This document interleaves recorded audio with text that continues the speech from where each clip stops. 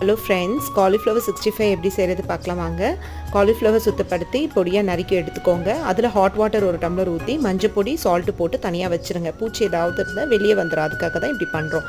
So காரத்துக்கு காய்ந்த மிளகாய் 10, இஞ்சி பூண்டு கொஞ்சம் ப்ளஸ் ஒரு ஸ்பூன் மிளகுத்தூள் எல்லாமே கொரப்பாக அரைச்சி எடுத்துட்டேன். உங்களுக்கு இப்படி வேணான்னா நீங்கள் பவுடர் கூட ஆட் பண்ணிக்கலாம். பியூர் மிளகாத்தூள், pepper powder, ginger garlic paste போட்டுட்டு 2 ஸ்பூன் சோள மாவு, கொஞ்சம் சால்ட்டு, மஞ்சத்தூள், ஒரு ஆஃப் லெமன் பிழிஞ்சு தனியாக எடுத்து வச்சுக்கோங்க.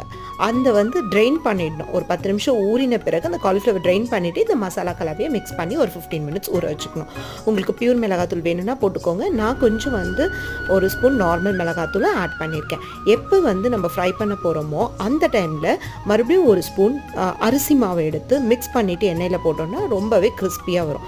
இந்த மாதிரி ப்ரௌன் கலரில் சுட்டெடுத்தீங்கன்னா சுவையான மற்றும் கிறிஸ்பியான காலிஃப்ளவர் ஃப்ரை ரெடி.